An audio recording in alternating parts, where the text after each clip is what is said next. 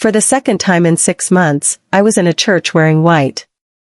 But this time, the man waiting for me at the altar was my ex-fiancé's stepfather. Yes, you heard right, I'm going to marry my ex-fiancé's stepfather. His name is Richard. He's 52 years old. He has salt and pepper hair that catches the light from the stained glass windows, and when he looks at me, it's like I'm the only person who's ever existed. I can see Marcus in the back pew. My Marcus. The man who was supposed to be standing where Richard stands now. His face is red, his jaw clenched so tight I can see the muscle jumping beneath his skin. His mother is next to him, her hand on his arm, trying to keep him seated. Trying to keep him from making a scene. But I'm getting ahead of myself. Let me take you back to where this really started. Not 6 months ago, at the first wedding. Further back than that. To when I was just a girl who thought she understood what love was supposed to look like.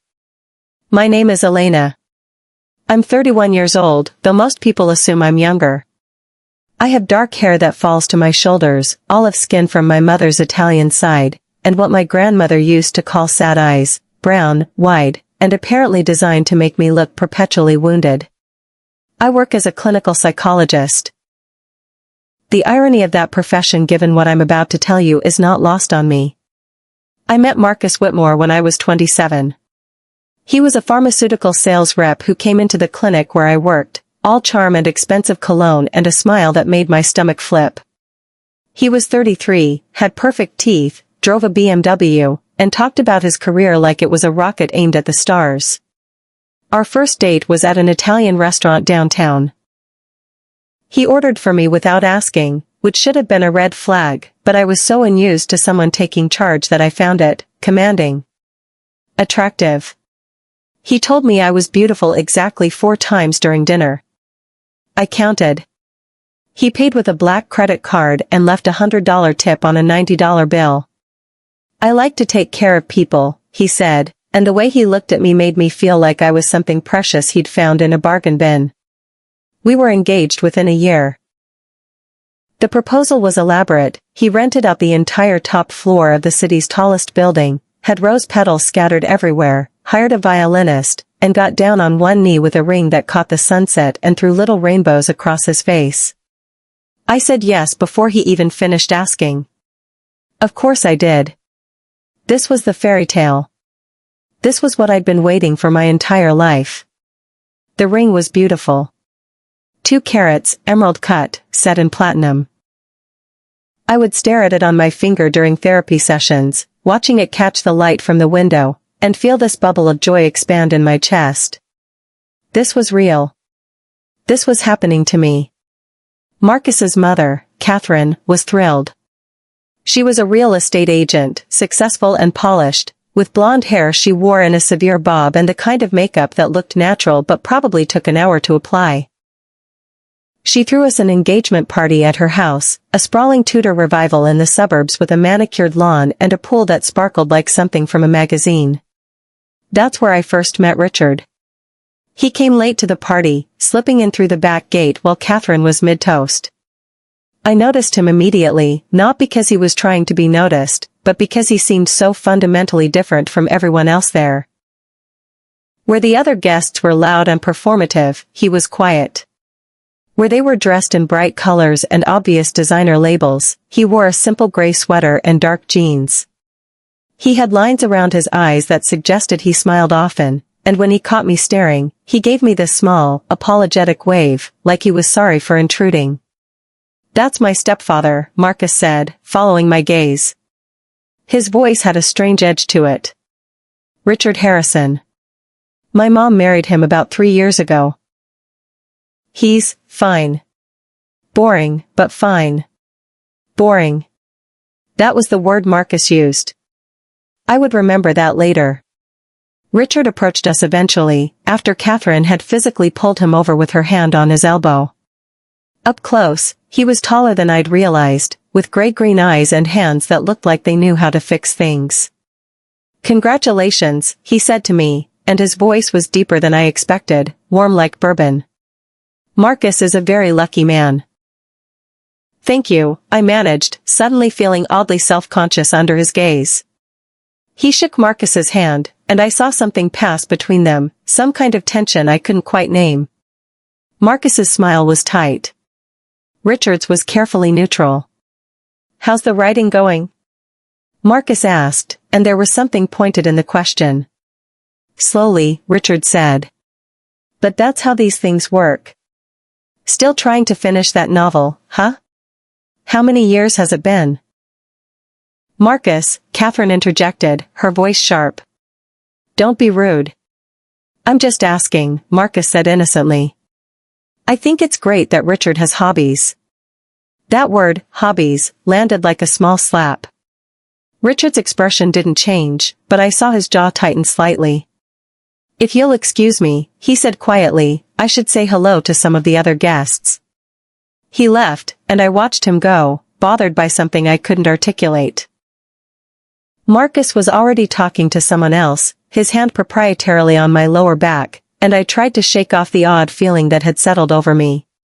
The wedding planning consumed the next year of my life.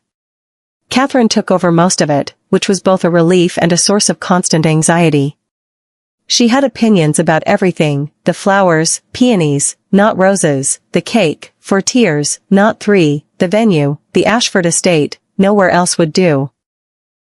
The guest list, 300 people, most of whom I'd never met. Marcus was largely absent during the planning. That's women's work, he'd say with a laugh, kissing my forehead. You and Mom have fun with it. I trust you. But he didn't trust me. He vetoed my choice of bridesmaid dresses. He rejected my idea for the menu. He even had opinions about my wedding dress, though he never actually saw it. Catherine would show him photos, and he'd text me. Mom says the other one is more flattering. I should have noticed the pattern. I should have seen that I was being managed, curated, shaped into the bride he wanted rather than allowed to be myself. But I was so focused on the destination, married, secure, loved, that I didn't pay attention to the journey. Richard appeared occasionally during the planning process. He'd stop by Catherine's house while I was there reviewing seating charts or tasting cake samples. He never stayed long, always seemed like he was trying not to intrude. But I found myself looking forward to those brief appearances. He'd ask me questions, real questions, not the performative kind.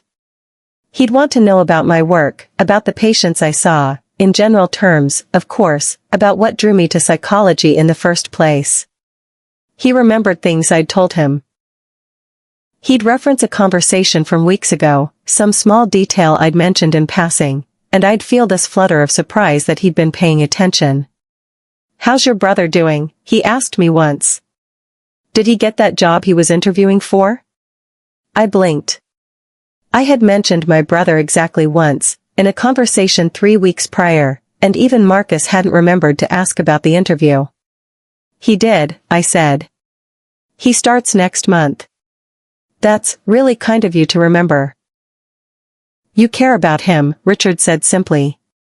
Of course I'd remember. These interactions were brief, surface level, entirely appropriate. But there was something in the way Richard looked at me, not like Marcus looked at me, which was possessive and proud, the way you'd look at a beautiful object you owned, but like he actually saw me. Like he was curious about who I was beneath the surface. I pushed those thoughts away. I was getting married. I was in love. These small moments with Richard didn't mean anything. 3 weeks before the wedding, Marcus and I had our first major fight. We were at his apartment, going over the final guest count, when I suggested we cut about 50 people from the list, distant relatives and business associates, people who didn't really know us, people who were only invited because Catherine insisted. I just think it would be nicer if it was more intimate, I said. More about us and the people who actually matter to us. Marcus looked up from his laptop, and his expression was cold. You want to uninvite my mother's clients? Do you have any idea how that would look? It's our wedding, Marcus. Not a networking event. Everything is a networking event, Elena. That's how the world works. Christ, for someone who's supposed to understand people, you can be incredibly naive. The word stung. I'm not naive. I just think. You think too much, he interrupted. That's always been your problem. You overthink everything, turn it into some kind of psychological drama. Can't you just trust that my mother and I know what we're doing? I stared at him. Your mother and you? What? You said my mother and I, not we. Not you and me. Marcus sighed, the kind of exaggerated sigh you'd give a child who was being deliberately difficult. Don't do this. Don't turn this into some symbolic thing about our relationship. I'm not one of your patients. I know you're not. But I'm supposed to be your partner, and lately it feels like I'm just. I don't know. An accessory. Something for you to show off. His eyes narrowed. Is that really what you think? After everything I've done for you? The ring, the wedding, the life I'm giving you? Giving me. Not building with me. Giving me, like it was charity.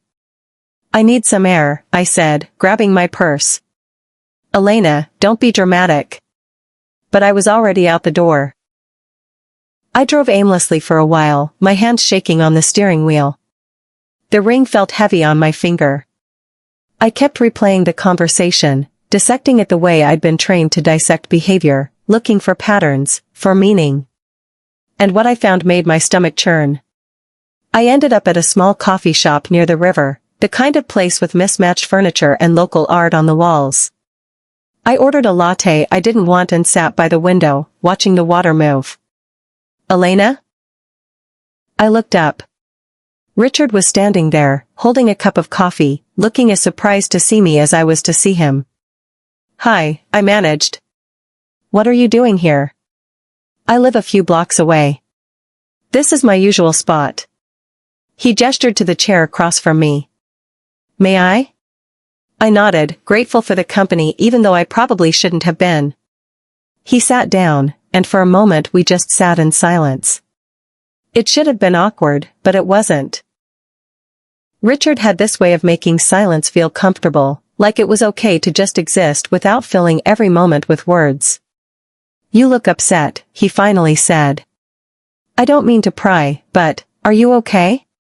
I should have lied. Should have said I was fine, everything was perfect, just wedding jitters. But something about Richard, maybe the genuine concern in his eyes, maybe the fact that he was asking without demanding, without making it about him, made me honest. I had a fight with Marcus. About the wedding. About everything, really. Richard nodded slowly. Cold feet? Maybe. I don't know. It's just. I stopped, unsure how much I should say. He was Marcus's stepfather. This wasn't appropriate. But Richard leaned back in his chair, his expression patient. You can talk to me, Elena. I promise whatever you say stays between us. And so I did. I told him about the fight, about feeling like I was being managed rather than partnered with, about the wedding feeling less like ours and more like a production Catherine was directing. I didn't say anything cruel about Marcus, but I was honest about my doubts, my fears, the sense that I was about to make a commitment to someone I wasn't sure I actually knew. Richard listened without interrupting. He didn't try to fix it or minimize it or tell me I was being silly. He just listened. Can I tell you something? He said when I finally ran out of words. And please understand this isn't me trying to interfere in your relationship. It's just an observation. Okay. Marcus is my stepson, and I care about him. But he's like his mother in a lot of ways. They both have very fixed ideas about how things should be, and they both struggle when reality doesn't match their vision. He paused, choosing his words carefully. You seem like someone who values authenticity. Collaboration. Those aren't Catherine's strengths. Or Marcus's. Are you telling me not to marry him? No, Richard said quietly. I'm telling you to make sure you're marrying him for the right reasons. Because you want the life he's offering, not just because it feels like the next logical step. Because you love who he actually is, not who you hope he'll become. The words settled over me like snow, cold and clarifying. What about you? I found myself asking. Are you happy? With Catherine? Richard smiled, but it was sad. That's complicated. We have an understanding. She likes the stability I provide, the respectability.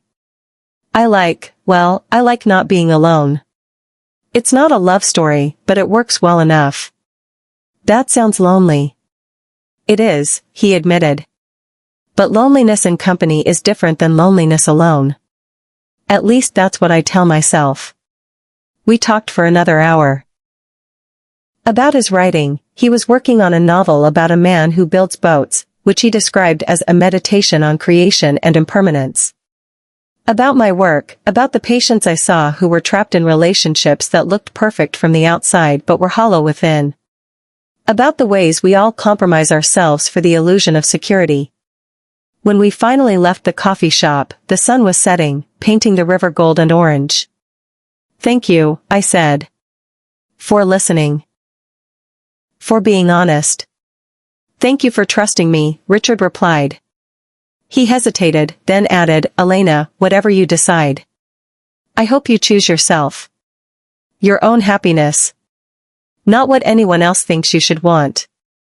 I drove home thinking about that conversation, about Richard's words, about the way he'd looked at me like I was a person worthy of being understood rather than a problem to be solved. I should have broken up with Marcus that night. Should have called off the wedding, returned the ring, accepted the temporary chaos in exchange for long-term honesty. But I didn't. I convinced myself I was overreacting. That every couple fought before the wedding. That my doubts were just fear of commitment, nothing more. I put on my smile, went to the final dress fitting, confirmed the florist order, and told myself everything would be fine once we were married. The wedding day arrived like a deadline. I woke up at 5 in the morning in a hotel suite that smelled like lilies and expensive carpet cleaner. Catherine had insisted I stay there the night before, tradition, she said, though Marcus and I had been living together for 6 months. My bridesmaids were still asleep in the adjoining rooms. Through the window, the city was just beginning to wake up, streetlights flickering off one by one. I felt numb. Not excited, not nervous, just hollow, like I was watching someone else's life from a distance. The hair and makeup team arrived at 6. They worked on me for 3 hours, transforming my face into something bridal magazine perfect. Smoky eyes, nude lips, skin airbrushed into porcelain smoothness. They pinned my hair up in an elaborate style that required 73 bobby pins. I counted them going in. You're going to be the most beautiful bride, the makeup artist kept saying. But when I looked in the mirror, I didn't recognize myself. My mother arrived at 8:30, already crying. She'd been so happy about this wedding, so relieved that her daughter was finally settling down with a successful man. She'd been worried about me, I think. 31 and unmarried, focused on my career, living in a one-bedroom apartment with furniture I'd bought at IKEA. Marcus represented security, normalcy, proof that I wasn't going to end up alone. My baby, she sobbed, hugging me carefully so as not to disturb the makeup. You're so beautiful. So perfect. I felt like a doll being dressed for display. The dress went on at 10. It was a massive thing, all silk and lace and crystal beading, with a cathedral train that required 2 people to carry. Catherine had chosen it. Trust me, she'd said. This is the dress. And I'd been too tired to argue. It fit perfectly. Of course it did. Catherine had made sure of that. But standing there in all that white, I felt like I was suffocating. Something's missing, Catherine announced, sweeping into the room in her mother-of-the-groom dress, a champagne-colored sheath that probably cost more than my monthly rent. She was carrying a small box. These were my grandmother's, she said, opening it to reveal a string of pearls. Marcus wanted you to wear them. For luck. She fastened them around my neck. They were cold against my skin, tight, like a collar. My phone buzzed at 10:45. A text from Marcus, "Can't wait to see you. Love you." 3 words. Can't wait. Love you. They felt practiced, obligatory, like lines from a script we'd both memorized. I should have known then. Should have recognized that something was off, that a groom should be more than politely enthusiastic on his wedding day. But I was already in the dress, already being ushered into a limousine, already on my way to the church. The Ashford estate was beautiful. Of course it was. Catherine had made sure of that too. White roses everywhere, thousands of them, their scent so thick it was almost cloying. White ribbon wrapped around every pew. A string quartet playing something classical and vaguely sad. 300 guests in their finest clothes, arranged like extras in a movie about someone else's life. I waited in the bridal suite at the back of the church, listening to the murmur of voices from the chapel. My bridesmaids fluttered around me, adjusting my train, touching up my lipstick, telling me how perfect everything was. At 11:20, we were supposed to start the processional. My father came to get me, looking uncomfortable in his rented tuxedo. He was a quiet man, my father. An accountant who preferred numbers to people, who showed love through reliability rather than words. He took my arm, and I could feel him trembling slightly. "You sure about this, Mija?" he asked quietly, using the Spanish endearment he'd called me since childhood. "Dad. Because if you're not, we can leave right now. We can walk out the back door. I'll handle everything." I looked at him, surprised. My father never made waves, never questioned the plan. But his eyes were serious, concerned, and I realized he'd seen what I'd been trying to hide. I'm sure, I lied. Because what else could I say? 300 people were waiting. The caterer was preparing dinner for $1,000 a plate. My mother would be devastated. Marcus would be humiliated. And maybe, I thought desperately, once we're actually married, everything will click into place.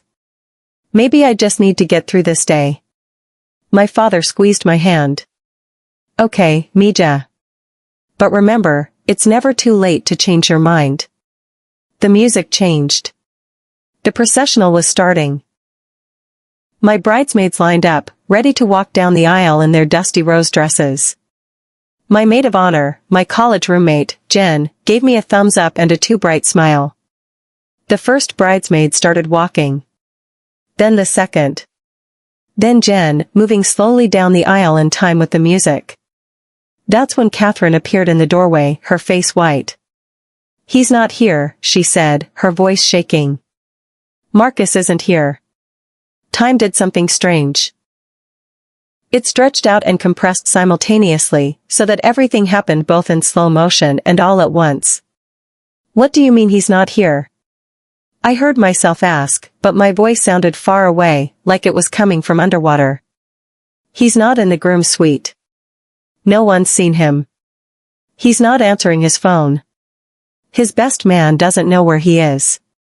He's not here." The room tilted. Someone, my mother, gasped.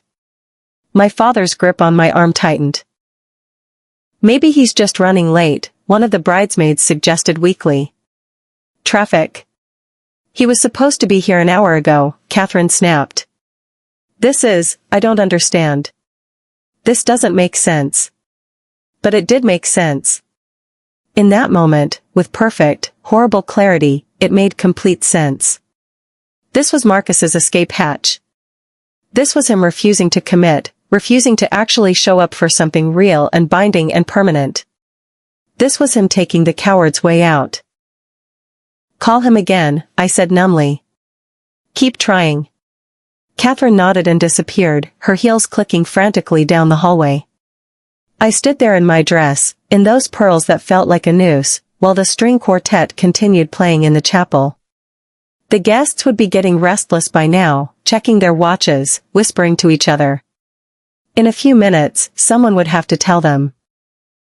Someone would have to walk out there and announce that there would be no wedding today because the groom had vanished. "Elena," my mother said, her voice breaking. "Oh, honey. "Oh, sweetheart. Don't," I said. Because if she hugged me, if anyone touched me with sympathy, I would shatter into 1,000 pieces right there on the floor. My father was already on his phone, his face grim. I'm calling his cell. And his brother. And his office. Nothing. No answer from anyone. 15 minutes passed. Then 20. The music had stopped. I could hear the confused murmur of 300 people who'd come to see a wedding and were getting a scandal instead. Catherine came back, her makeup smeared, her composure cracked. His car is at his apartment. His wallet is there. His phone is there, turned off. He's just gone. Should we call the police? My mother asked. What if something happened to him? But we all knew nothing had happened to him. He'd left. Deliberately, consciously, he had decided not to show up to his own wedding. Richard appeared in the doorway. I hadn't even realized he was there, but suddenly he was, still in his suit, his face pale but composed. I'll make the announcement, he said quietly. You shouldn't have to do this, Elena. Catherine looked at him, and something passed between them, an old argument, an old wound. You'll do no such thing. Catherine, someone needs to tell those people what's happening. And it shouldn't be Elena, and it shouldn't be you. Let me handle this. There was something in his voice that brooked no argument. Catherine, for once, stayed silent. Richard looked at me, and his eyes were full of something I couldn't quite name. Pity, maybe. Or recognition. Like he'd known this was coming all along. I'm sorry, he said. You deserve so much better than this. Then he left to go face 300 people and tell them there would be no wedding. I heard him through the closed door, his voice carrying from the chapel. Clear, steady, apologetic but not melodramatic. I'm afraid I need to inform you that due to circumstances beyond anyone's control, there will be no ceremony today. We apologize for any inconvenience and ask for your understanding and discretion during this difficult time. The murmur that followed was like a wave crashing. Shocked gasps, urgent whispers, the shuffle of people standing up, gathering their things, pulling out their phones to text the news to people who weren't there. I stood in that bridal suite, in that dress, with those pearls around my neck, and I started to laugh. It wasn't a happy laugh. It was the kind of laugh that comes when something is so absurd, so perfectly awful, that crying would almost be insulting. Here I was, professionally trained to understand human behavior, to recognize patterns and red flags, and I'd let myself walk right into this humiliation. Elena, my mother started, but I held up my hand. I need everyone to leave, I said. Please. Just, everyone out. They hesitated, but my father understood. He herded everyone out, my mother, the bridesmaids, even Catherine, who looked like she wanted to protest but couldn't quite figure out what to say. The door closed. I was alone. I looked at myself in the full-length mirror. The bride who'd been stood up. The woman in the expensive dress who wasn't getting married today. The girl who'd believed in fairy tales and gotten exactly what she deserved for being that naive. I reached up and unclasped the pearls. They fell to the floor with a soft clatter. Then I sat down in my massive dress and cried. Not delicate, bride-like tears. Ugly, messy, soul-deep sobbing that came from somewhere primal and wounded. I don't know how long I sat there. Long enough for my makeup to run, for my eyes to swell, for my throat to go raw. There was a soft knock on the door. Elena? Richard's voice. Can I come in? It's open, I said hoarsely. He came in, carefully closing the door behind him. He was carrying a bottle of whiskey and 2 glasses. I found this in the estate manager's office, he said. Thought you might need it. He poured us each a generous measure and handed me a glass. We drank in silence. The whiskey burned going down, sharp and real and grounding. Everyone's gone, Richard finally said. The guests have left. The caterers are packing up. Your parents are outside waiting to take you home when you're ready. What about Catherine? She's not handling this well. She's calling everyone Marcus has ever known, trying to find him. She won't, I said. He doesn't want to be found. Richard nodded. No. He probably doesn't. Did you know? I asked suddenly. Did you know he was going to do this? No. But. He paused, choosing his words carefully. I wasn't surprised. Marcus has always had a pattern of building things up to a certain point and then finding a way to sabotage them. He did it with jobs, with relationships, with commitments. He gets right up to the edge and then he jumps off. Why didn't you warn me? Would you have listened? I thought about that. Thought about all the times I'd ignored my own doubts, talked myself out of my concerns, convinced myself I was just being paranoid or overthinking. No, I admitted. Probably not. We see what we want to see, Richard said gently. Until we can't anymore. I took another sip of whiskey. Everyone's going to talk about this. Everyone's going to pity me. Poor Elena, left at the altar. Wasn't she pathetic, didn't she know? Let them talk. People's opinions don't define you. Easy for you to say. Is it? Richard looked at me, and there was something raw in his expression. I'm the failed writer who married a woman who tolerates me for the sake of appearances. I'm the stepfather to a son who treats me like an embarrassing burden. I know exactly what it's like to be the subject of other people's dismissive narratives. The honesty of it caught me off guard. I'm sorry, I said. That wasn't fair. Neither is this, he gestured to me, to the dress, to the whole disaster. None of this is fair to you. We sat there together, drinking whiskey in a bridal suite that smelled like roses and broken dreams, and somehow his presence made it bearable. Not better. But bearable. What do I do now? I asked eventually. You take off this dress. You go home. You let yourself feel everything you need to feel. And then, when you're ready, you start figuring out who you want to be now that you're not Marcus Whitmore's fiancé. Who am I supposed to be? Richard smiled sadly. That's the question, isn't it? That's the work. He helped me up, the dress was so heavy I could barely move in it alone. He waited outside while I changed into the jeans and t-shirt I'd brought for after the reception, back when I'd thought there would be a reception, back when I'd thought today would end with me married. My parents drove me home. My father's jaw was set, his hands tight on the steering wheel. My mother cried quietly in the passenger seat. I sat in the back, staring out the window at the city passing by, and wondered how many of those 300 guests were already posting about this on social media.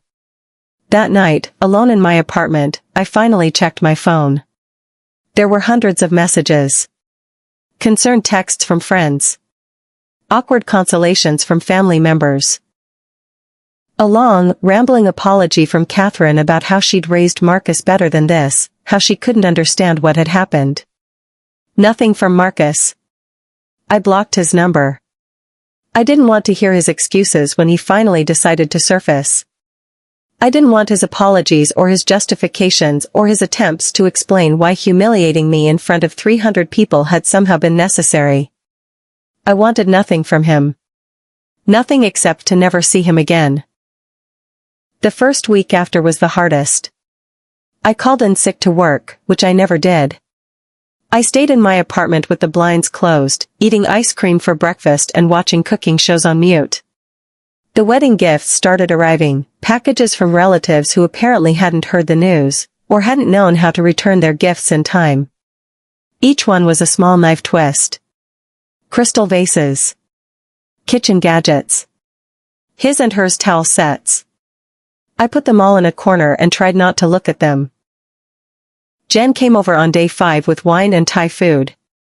Okay, she said, letting herself in with the spare key I'd given her years ago. Intervention time. I don't need an intervention. You're wearing the same sweatpants you had on 3 days ago, and there are ice cream containers growing a small civilization on your coffee table. Yes, you do. She made me shower. Made me eat something that wasn't sugar. Made me talk about something other than Marcus, even though Marcus was all I could think about. Have you heard from him? She asked carefully. No. And I don't want to. His mom's been calling me. She wants to know if you're okay. Tell her I'm great. Tell her I'm thriving. Elena. Tell her, I said more forcefully, that her son is a coward and she raised him to think other people's feelings were negotiable. Tell her that. See if she still wants to check on me. Jen sighed. Okay. I won't tell her that. But I will tell her you're processing and need space. By week 2, I had to go back to work. I couldn't avoid my patients forever.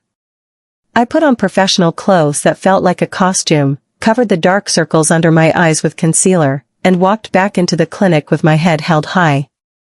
My colleagues were kind. Too kind.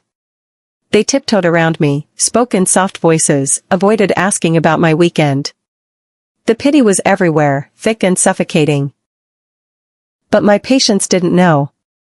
My patients just needed someone to listen to them, to help them untangle their own messes, and that was almost a relief. For 50 minutes at a time, I could focus on someone else's problems instead of my own. Marcus finally reached out on day 16. Not a call. Not even a text. An email. A long, rambling, self-indulgent email that I read once and then deleted. The gist, he'd panicked. He'd realized he wasn't ready. He'd been trying to be the person his mother wanted him to be, the person he thought I wanted him to be, and he'd lost sight of who he actually was. He needed time. He needed space.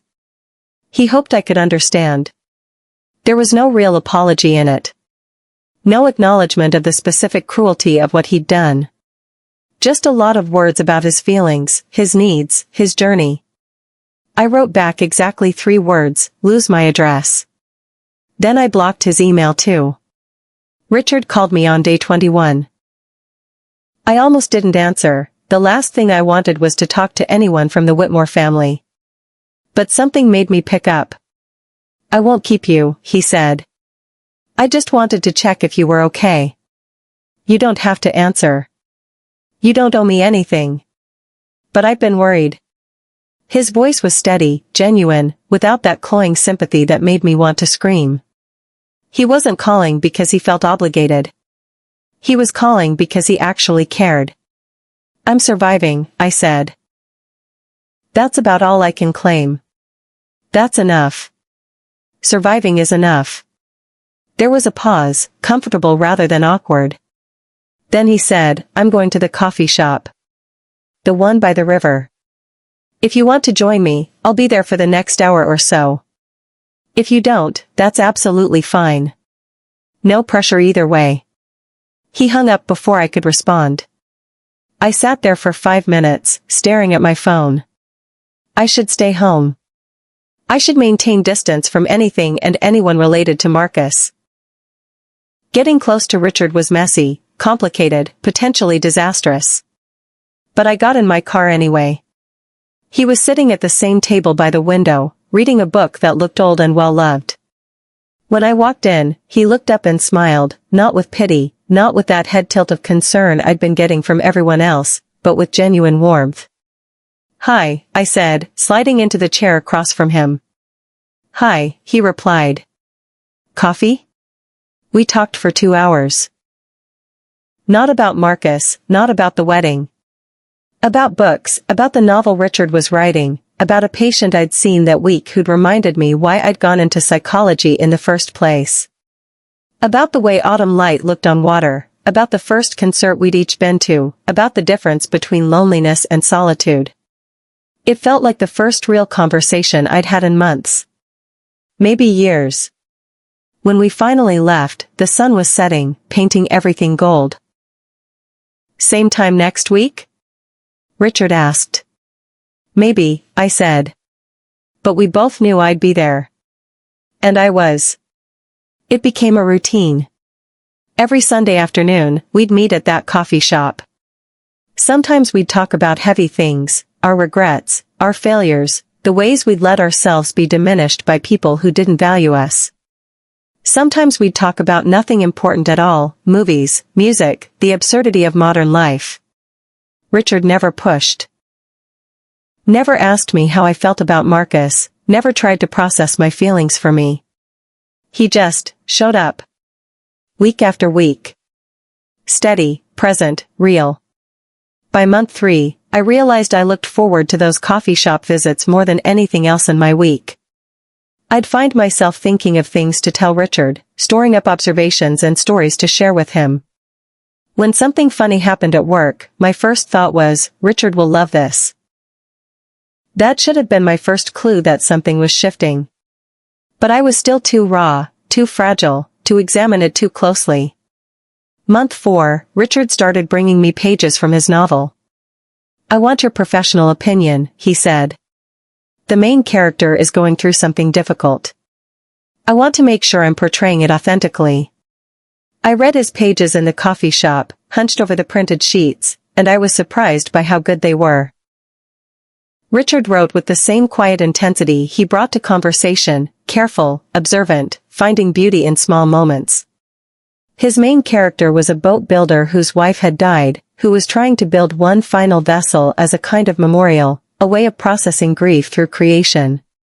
This is beautiful, I told him honestly. Really, truly beautiful. You don't have to say that. I'm not saying it to be nice. I'm saying it because it's true. You have a gift, Richard. He looked at me, and something flickered across his face. Something vulnerable and hopeful.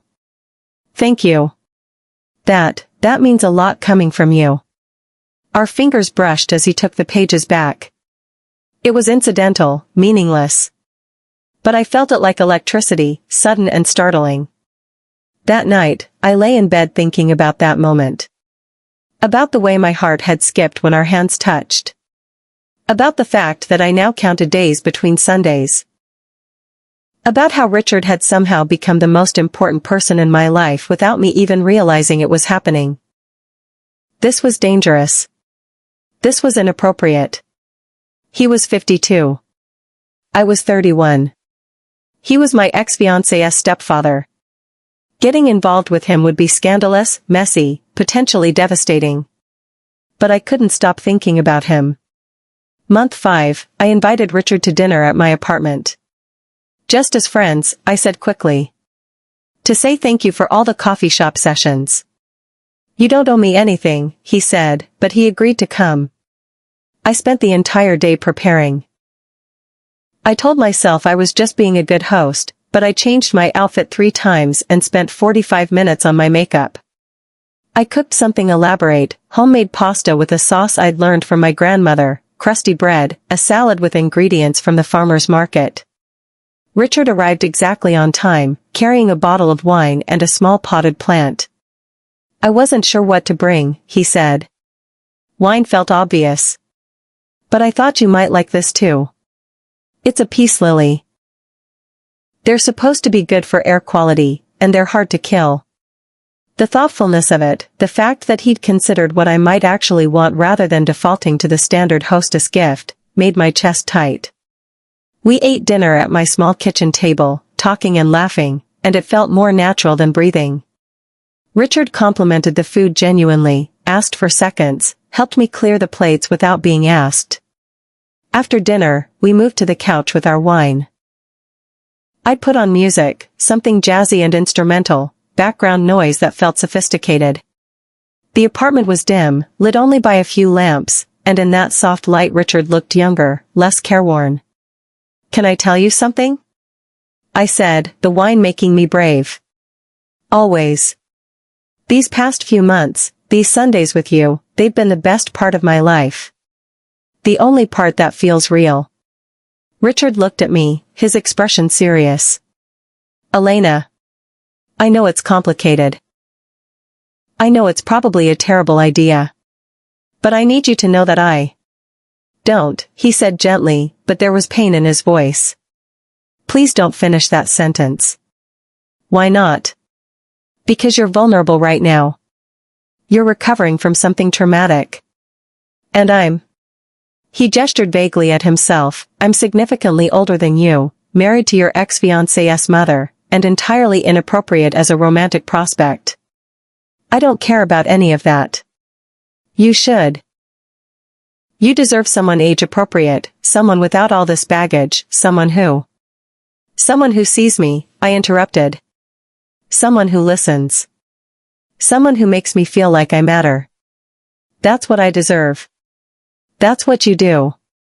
The silence that followed was heavy with everything we weren't saying. I should go, Richard finally said, standing up. Richard, please. I care about you, Elena. So much. More than I should. And that's exactly why I need to leave before I do something we'll both regret. He left. I sat alone in my apartment, my heart pounding, feeling stupid and rejected and completely certain that I'd just told the truth about something important. I didn't hear from him for 2 weeks. Those were the longest 2 weeks of my life.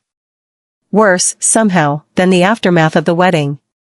Because at least then I'd known I was better off without Marcus. But Richard? Losing Richard felt like losing something I'd just discovered I needed to breathe. I considered calling him 100 times. I drafted texts I never sent. I drove past the coffee shop on Sundays but didn't go in, too afraid he wouldn't be there, or worse, that he would be there but would ask me to leave. On day 15, there was a knock on my door. Richard stood there, looking exhausted. Can we talk? I let him in, my heart hammering. I've been trying to stay away, he said without preamble. I've been telling myself all the reasons why we can't do this. The age difference. The relationship to Marcus. What Catherine would say, what people would think. I've been listing every logical reason why this is a bad idea. And then I realized I was doing exactly what I advised you not to do. I was choosing what other people thought over what would actually make me happy. I was letting fear make my decisions. He stepped closer to me. I'm still scared, he continued. This is still complicated and messy and potentially disastrous. But I can't stop thinking about you. I can't stop wanting to tell you about my day, to hear about yours, to see you smile. And I think maybe that matters more than all the reasons why we shouldn't. Are you saying? I'm saying I'm falling in love with you, Elena. Maybe I already have. And I'm tired of pretending I'm not. I closed the distance between us and kissed him. It was nothing like kissing Marcus had been.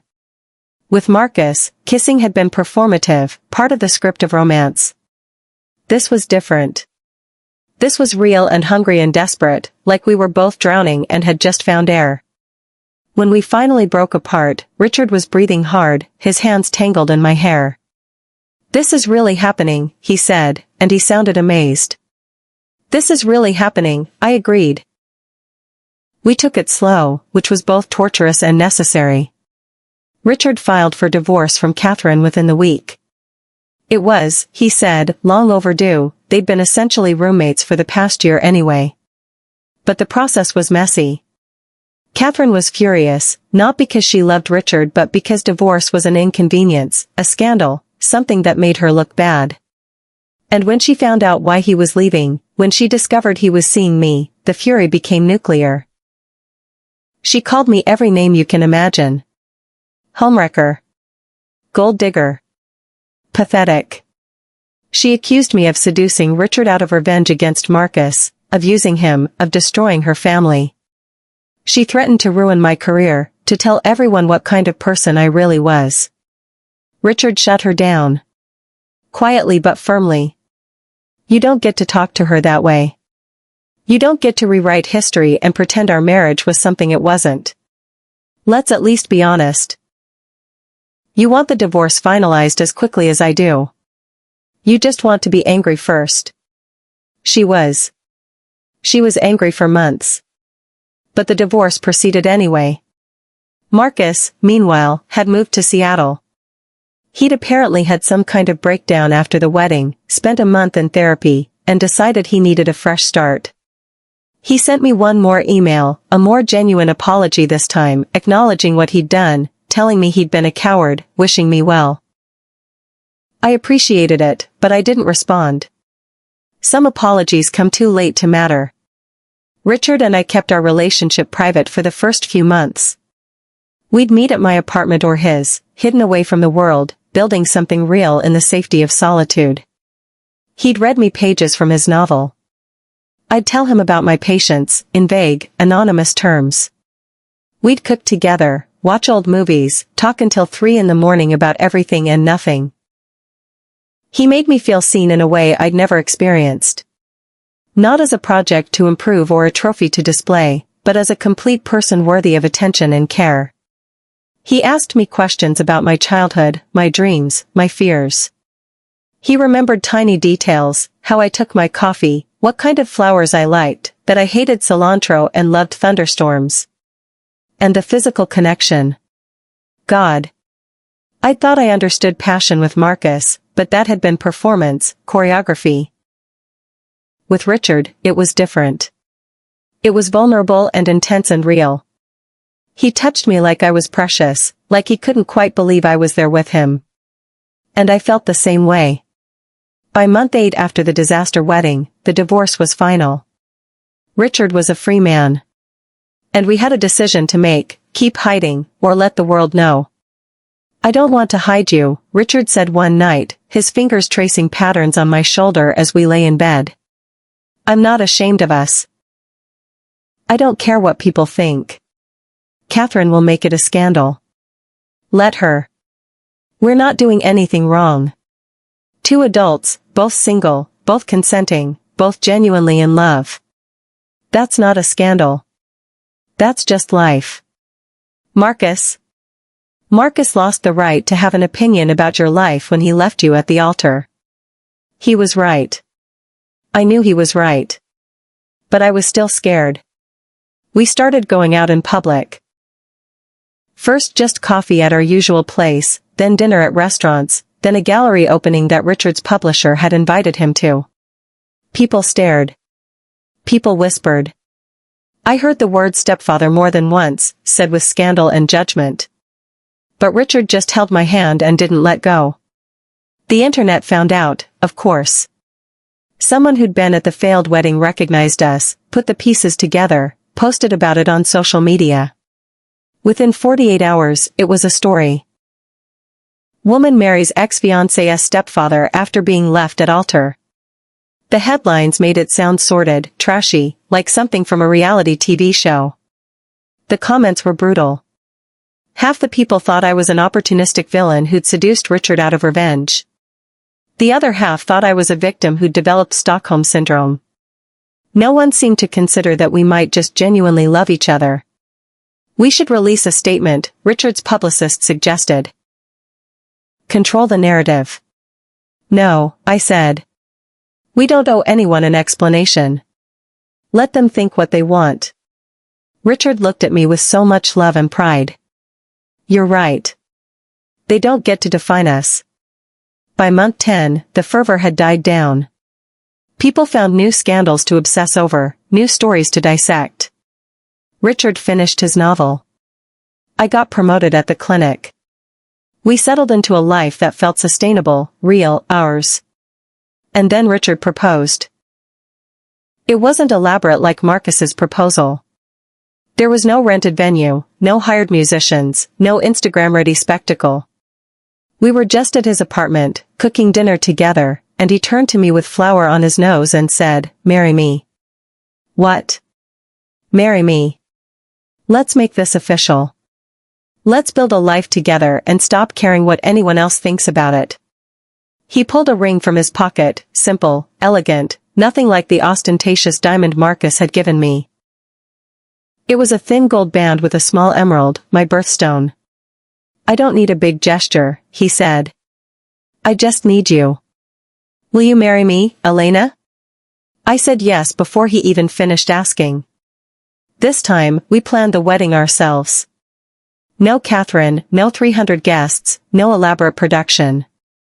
Just us, our closest friends, and the people who actually mattered. We rented a small garden venue. I wore a simple dress, cream-colored, tea-length, nothing like the bridal monstrosity from before. Richard wore a gray suit that made his eyes look more green than gray. We wrote our own vows. Mine were about second chances, about finding love in unexpected places, about choosing courage over fear. His were about partnership, about building something real, about how the best things in life come when you stop following someone else's script. My parents were there, both crying happy tears this time. Jen was my maid of honor again, and she whispered, "This is so much better than last time," as she straightened my simple veil. Richard's son from his first marriage came, a kind man in his 30s who'd always treated his father with respect. He was genuinely happy for us. Catherine didn't come, obviously. But to everyone's surprise, Marcus did. He showed up just before the ceremony started, looking sheepish and uncertain. Richard saw him first. "You're not welcome here," Richard said quietly. "I know. Marcus looked at me. "I wanted to tell you I'm happy for you. Both of you. I was a coward and an idiot, and you deserved so much better than what I gave you. I'm glad you found it." There was something genuine in his eyes, something that looked like actual growth. Maybe therapy had helped. Maybe the consequences of his actions had finally sunk in. Maybe he'd just gotten older and wiser. "Thank you," I said simply. Because what else was there to say? Marcus left before the ceremony began, which was appropriate. This day wasn't about him, wasn't about the past. It was about the future Richard and I were choosing together.